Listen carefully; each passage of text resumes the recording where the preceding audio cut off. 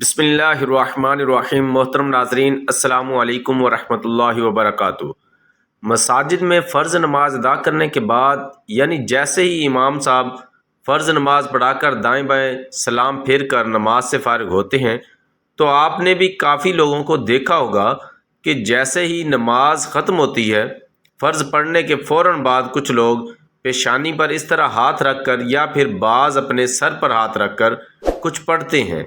कुछ लोग उनको देखकर हैरान हो जाते हैं कि पता नहीं ये क्या पढ़ते हैं, यानी पेशानी पर हाथ रख कर या फिर सर पर हाथ रख कर क्या पढ़ा जाता है, क्या ये पढ़ना सुन्नत है, इसके बारे में क्या है। आज मैं आपकी यही कन्फ्यूजन दूर करने जा रहा हूँ। मैं आपको बताऊँगा कि ये जो पढ़ा जाता है ये अमल सुन्नत है या नहीं है, या लोग अपनी तरफ से पढ़ते हैं। तो देखें, सबसे पहले तो इस बात को समझने की कोशिश करें कि जो आम तौर पर पढ़ा जाता है, बाज़ लोगों को ये मैंने पढ़ते हुए सुना है कि जैसे ही नमाज ख़त्म हुई यानी जैसे ही नमाज पढ़कर फ़ारिग हुए, फ़र्ज़ों के फ़ौरन बाद या रहीमू पढ़ते हैं, बाज़ या करीमू पढ़ते हैं, और बाज़ जो हैं वो या कवियू पढ़ते हैं 11 मरतबा।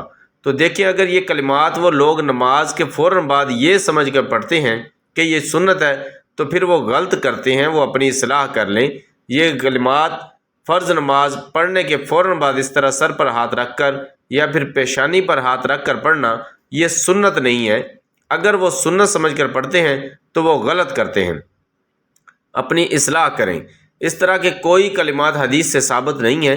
बाज़ उलमा बयान फरमाते हैं कि अगर कोई इन कलिमात को बतौर वज़ाइफ़ करता है कि मैं सुन्नत समझ कर तो नहीं पढ़ता लेकिन बतौर वज़ाइफ़ करता हूँ, तो इसमें कोई हर्ज नहीं है, बतौर वज़ाइफ़ पढ़ सकते हैं, इसके पढ़ने से कोई गुनाह नहीं है।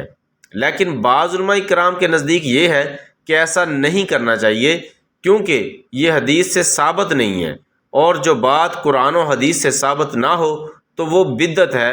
अल्लाह पाक हमें दीन की सही समझ अता फरमाए, आमीन। मुझे उम्मीद है आपको मेरी बात समझ आ गई होगी। अज़ीज़ दोस्तों, अगर वीडियो अच्छी लगी तो चैनल को लाइक करें, सब्सक्राइब करें और बेल आइकन बटन को दबा दें, ताकि हर नई आने वाली वीडियो आप तक आसानी से पहुंच सके। अल्लाह हाफिज़। अस्सलामु अलैकुम वरहमतुल्लाहि वबरकातुहू।